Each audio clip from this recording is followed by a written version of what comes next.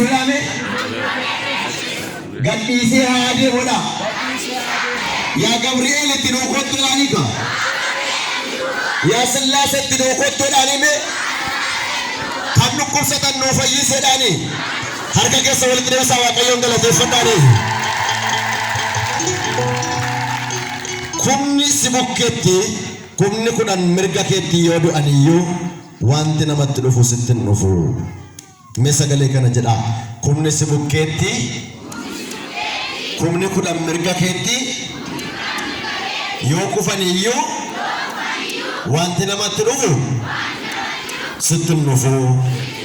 Faarsa Daawit 90 lakkoofsa 7. Mata duree kana waliin baranna Waaqayyoon nageenya nu abarsiisu. Kumni si bukkeetti yoo kufeyyuu, kumni kudhan mirga keetti yoo du'eyyuu wanti namatti dhufu sitti hin dhufu jedha.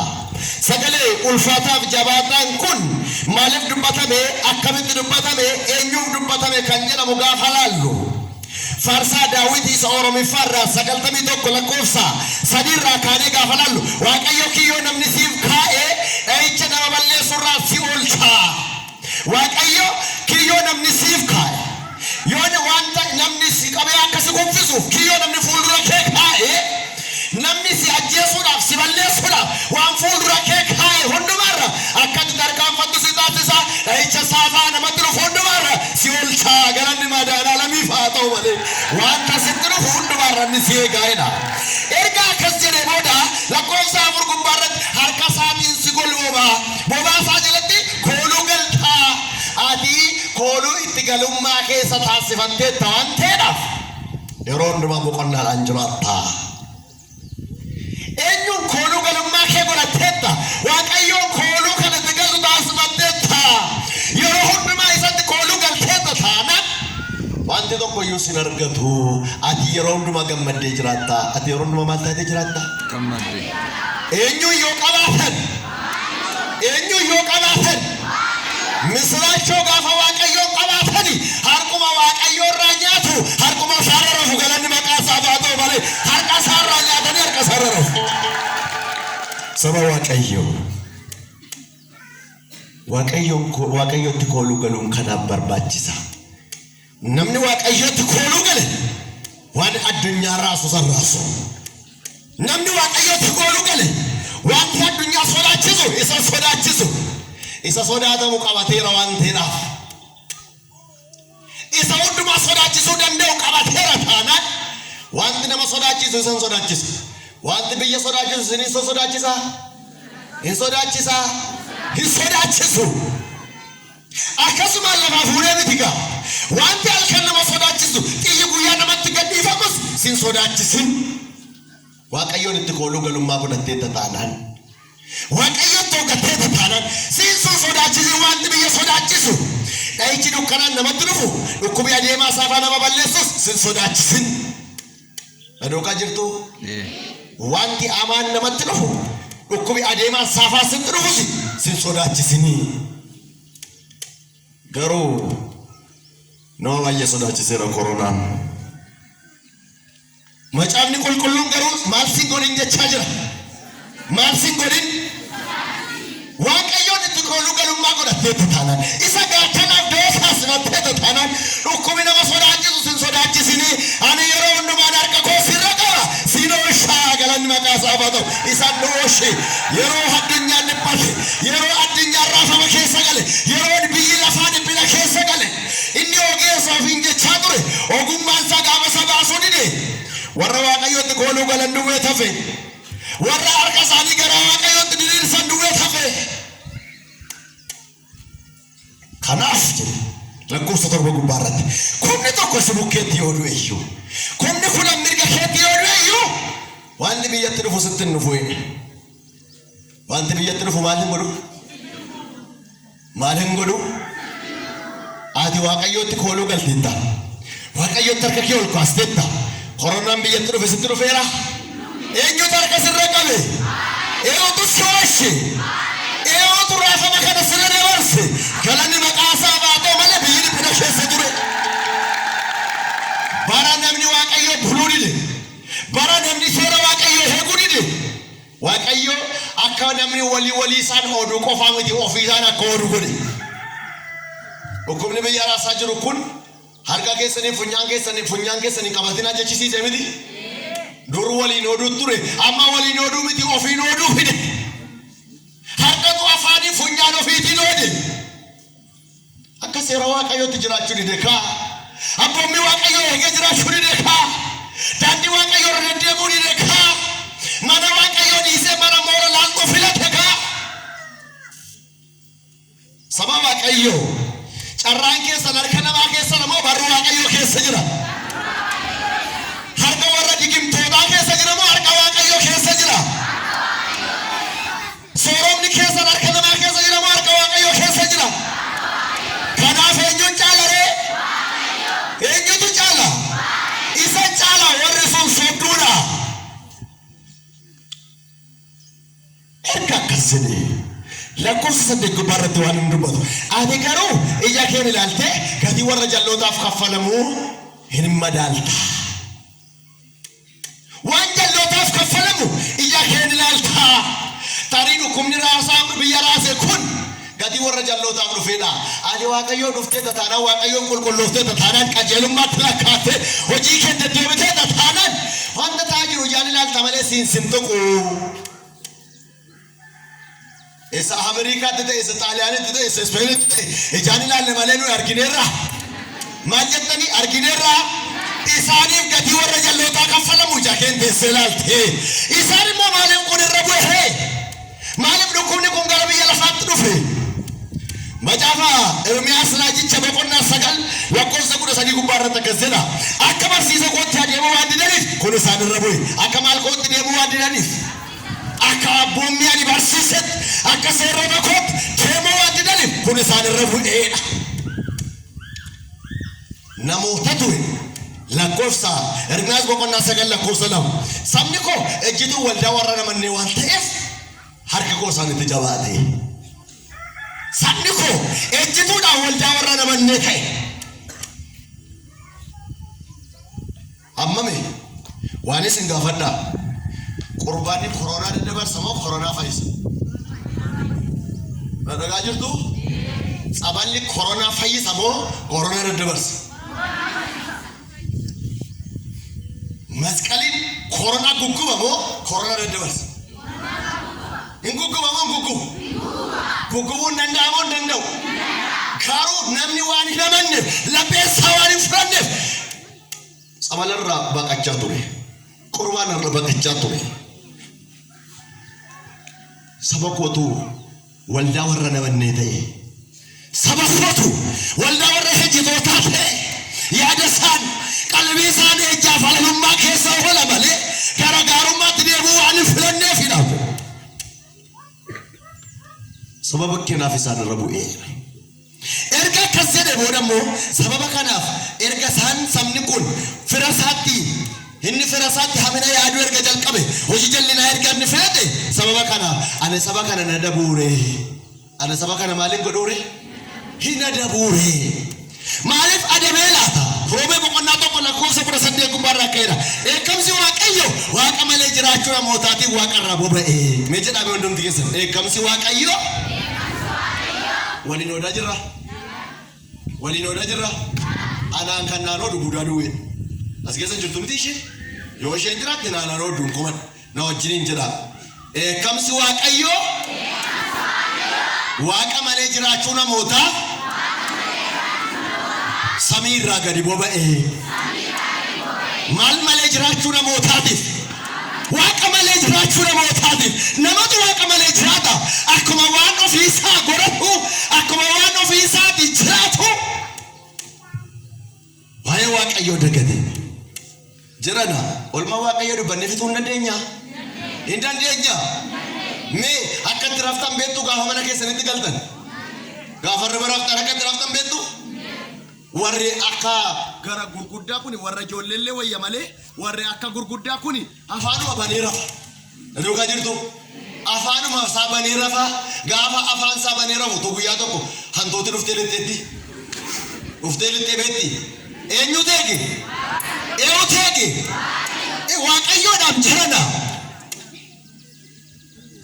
mee baaburri indaaka gaafa daakii dadhabu daakaasaatti geddaru akkasumiti yookaan immoo waaqaraniitti deebisu akkasumiti garuu erga gaafa dhalattanii hinuma nyaattu eeyoon garaacha keessan baasee geddarate beeku eeyoon nagaanuu laate eeyootu nagaanuu laate waaqayyoodha meessinan gaafadha bokkaa keessa gaafa bokkaan namatti roobu bokkaa keessa deemtanii beektu hammatuume osoo waaqayyo funyaan kana ol galaga ishee uumeera ta'e bokkaan itti roobu ture yoommoo kaammoo gaafas matamicha tan keessaa yaa'u ture akka ta'utti akka gaariitti kan uume eenyudha galanni maqaa isaa haa ta'u malee akka gaarii isaatti nu geggeessa saba waaqayyo sababii namoonni akka seera waaqayyootti jiraachuu didaniif eekamsi waaqayyo samiirraa bubba'e erga jedhe booda namoonni of tuulummaarraan kan ka'e seera waaqayyoo dagatanii biyyi lafaa kun ogeessota utuma ofiin jedhanii goyoomanii roobee boqonnaa tokko lakkoofsa 22 ogeessota utuma ofiin jedhanii maal ta'anii ofii isaaniitii goyoomanii ogeessa of se'aa turanii amma yoo laalle istaatiksii koronaatiin yoo laaltan warra koronaan du'e keessaa parsantiin 20 ogeessa fayyada duukaa jirtu ogeessa jedhee yaaluu dhaqe ofii isaatti qabame duukaa jirtu ogummaa isaa so'ochuu danda'eera ogummaa isaa so'ochuu hin dandeenye warri ogeessa nuun beekumsa qabna ogummaa qabna jedhaa turani akka jiran yoo lafi nuu ta'uu didde annee maarsii irra qubannee jiraannaa jechaa turan duukaa jirtu garuu maarsii irra qubachuu miti mana isaanii keessaa iyyuu gadi ba'uu nafee balbala cufatanii taa'aa turan hin goyooman akka barsiisa waaqayyootti akka seera isaatti waan hin jiraanneedhaaf erga akkas jedhe booda sababii kanaatiin wanti isaan irra bu'e lakkoofsa 24 gubbaarratti roomee boqonnaa tokko lakkoofsa 24 kanaafis waaqayyo qajeella garaa garaatiin xuraa'ummaa walii isaanii salphisuutti isaanitti gadhiiseedha walii isaanii maal gochuutti salphisuutti isaan kenne sababii kana waaqayyo qajeella nama salphisuutti dabarsee isaan kenne erga jedhe lakkoofsa 27 gubbaarratti dhiirri akka isaatii akka gadhoomsu dubarri dubara akka isheetii akka gadhoomsitu isaan taasisee gibira saadooniitti galagalanii jechaadha akka maalitti jiraachuu didan seera waaqayyootti jiraachuu didan yeroo koronaan dhufin fuuldura biyyi Speen akkas jette hiriira ba'an waan sadii qabatanii mootummaa isaanii biyya bushuu bira dhiqan akka jedhani tokkoffaa jedhan oo jennaan lammaffaa birrii baasnee hin binnu qullaa deemnaa jedhan uffatan bitannu maal deemna dubbadhaame maal deemna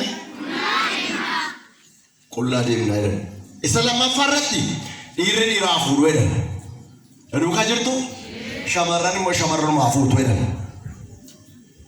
duukaa jirtu isa sadaffaaf inni sodaachisaan akka jiran dargaggeessi tokko yeroo guddatee fuudha ga'u kan biraa fuudha barbaacha dhiisuu isaarra haadhuma isaa fuudhu jedhan isin sodaachise isin naasise miti waaqayyo dhimma aarse laata kanaaf sababii kanaaf dha'ichi gara biyya lafaatti dhufe garuu ati seera waaqayyo heddeetta taanaan ati abboommi waaqayyo heddeetta taanaan foon kee abboomteetta taanaan foon kee akka seera waaqayyo jiraatu gooteetta taanaan kumni tokko yoo si biratti du'e iyyuu kumni kudhan mirga isheetti yoo du'e iyyuu wanti namatti dhufu sitti dhufu abdii kana qabna galanni maqaa isaa badu nutti dhufu akka seera waaqayyootti jiraachuu nurraa barbaachisa malee abboommi waaqayyo eeguun nurraa barbaachisa malee amma mee jiran biyya lafaa kanarraa hundumtiyyuu kan inni dha'icha waaqayyo ofitti harkisuufi foon isaa dadhabe maal isaa dadhabe duukaa jirtu foon keessaniif jettanii hin xaarinaas yeroon akkas jedhu ebeluun sooromeera adinnan sooroma jettanii sooroma dalga barbaachan naqinaa isa kana waaqayyoon jaallatu dafqa keenya hadhu jedhe moo cabsiitii karaa dalga sooromeedheen addaamiidhaan dafqi maal godhi dafqa keenya hadhu jedhe namni baay'een isaa foonuma isaa dadhabeetu seera waaqayyoo cabse namichatu guyyaa tokko soomini kan itti dhumnaanu korbeessa hoolaa bitate duukaa jirtu maal bitate korbeessa hoolaa kana birrii 50 bitate barichi bara duriidha. Yaadni keessan na duukaa jira. Birrii meeqaan bitate? 50 bitate. Hin raanfatin ala birrii meeqaan bitate? 50 bitate. Birrii 50 gaafa bitatu soogidda nyaachisa yeroo hundumaa amma soobiin faasikaa xumuramutti. Yeroo hundumaa buddeeni isa isaanirraa hafe korbeessa hoolaa kana nyaachisa. Korbeessa hoolaatu soomii kan hin ga'in furdatee guddate. Gaafa soomii kaa ganama aaduusaa waliin qaruu jalqabe. Maal gochuudhaaf? Maal gochuudhaaf? Qaluudhaaf. Yeroo inni korbeessa kana qaluudhaaf gara korbeessa kanaatti deemu gaafa inni korbeessa kanatti harka qabu korbeessi kun harka sanitti qabe bukkee darbeetu maddii isaa dhuggate. Duuka jirtu horiin tokko gaafa harka namaa bartu bukkee dabarteen suuftu harmooliin beektu sirrii moo sirrii miti? Akka kana booda akkas jedhe hin boo'e. Mucaa nama natti fakkaate hin qaluun. Maaliin godhu? Hin qalu. Mucaa koo natti fakkaate kanan qaluun. Maal wayyaara jetti yaadi mana harramee jette. Yoo jennaan qococaadhaan soomii hinaa'e. Maaltu samararraan? Korbeessa hoolaa sun samararraan. Gaafa kana torbee soomii hiikaatti rakkinni isaanitti dhufte. Birriin kiisii keessaa dhabamte. Eegan hin qalu jedhe harka kootiin hin qalu gabaatteen baasee gurgura jedhe. Maalittiin baasee gurgura? Gabaatteen baasee gurgura jedhe. Gaafa gabaatti geessu gaafuma jalqaba gabaan gana malaattuu fi birrii 50 malaattiif. Inni immoo meeqaan biti? Qallabee namoon qallamne. Furdisee namiti bu'uu qaba moo gadi bu'uu qaba sila? Bu'aa argachuu qaba miti? Eegee dhabe. Gabaan lammataa gaafa dhuftu 45 kaffalte. Nyaachaa jira moo buusaafii jira? Kara guyyaa gaafa dhufanu 35 kaffalanii gabaan irraa maraattee galgala gaafa gaan 25 kaffalanii meeqaan nyaata? Meeqaan nyaata? Walakkaadhaan dura nyaate miti? Eegaan gurguru jedhee fudhatee gale. Erga gabaanis lagatte. Erga gabaanis lagatte kottu gaa ija koo qabadhee morma isaa irraa kutaa qallee nyaannaa jedhe. Maal goonee nyaanna? Qallee nyaanna jedhe. Korbeessa hoolaa kana morma irraa kutee foon isaa katakkatanii nyaatanii ganama sabulee gogaa hoolaa kanaan gabaatti geessaa jedhe. Na duukaa jirtu? Maal hoolaa kana? Maal hoolaa kana? Gogaa hoolaa kanaan gabaatti geeffadhan. Feestaalii keessa buusee gaafanne gabaatti geessu nama gogaa baatu feestaalii keessaan beekama. Abbaa gogaa jedhan kun oo jennaan birrii 50 fudhattaa jedhan. Hin dhaggeeffate. Inni tokko dhufeetu haaduun hin tunnee jedhe hin tuqnee jennaan 75 fudhattaa jedhe. Gaafa abbaa 75 dhaga'u gabaan irraa galagalchoon fakkaata abbaa 75 siqee qabe.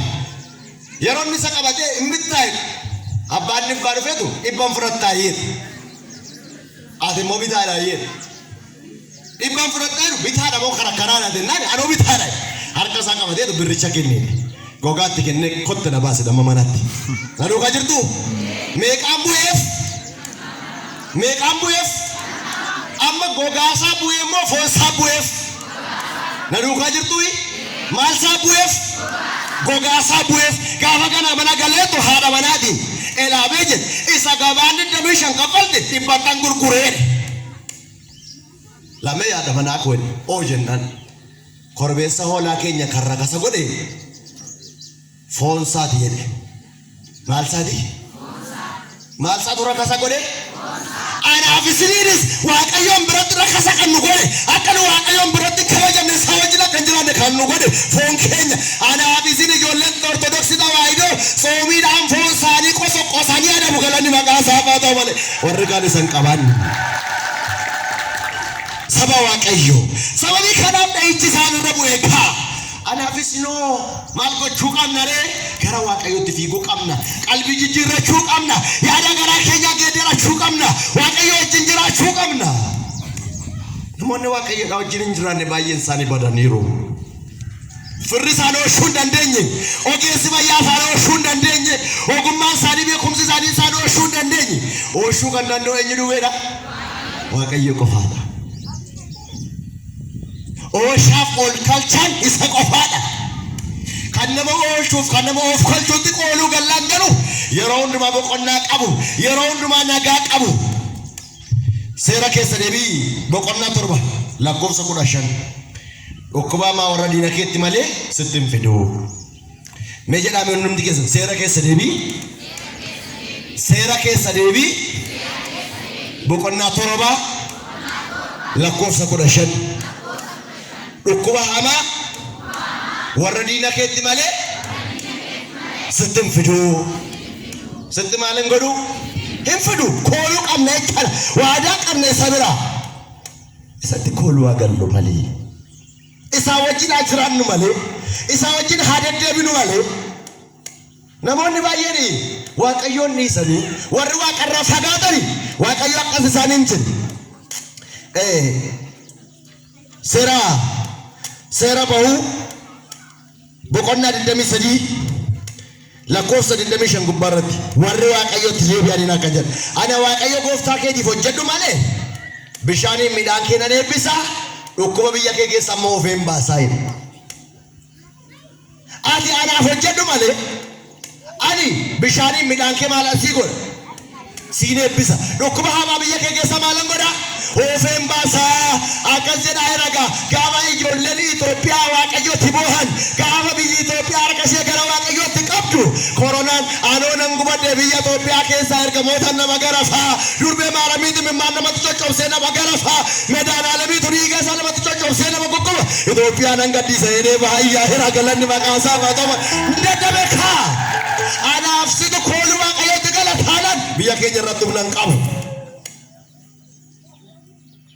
Isa kooluu galummaa godhannee irra taanaan gatiisa jallootaaf kaffalamuu ilaalla malee habaan nu biran ga'u. Garuu wanta Waaqayyo jibbu laphee keenya keessaa baasu nurraa barbaachisa. Wanta Waaqayyo jibbu isa baasu hin baastu ree laphee keessan keessaa jibbaaf hinaafaaf haaloo hin baastu. Yoo akkas taatan dhukkubni biyya sodaachisu siniin sodaachisu. Mana keenya keessa wanta Waaqayyo jibbu baasuu qabna. Manatti kan jawwee qallabu jira moo hin jiru? Maal jettanii? Mana baaburaati gosgaasii kan bitu. Jaara mana isaa waxi beetiidhaan maaree waraabessa jala kan ka'u.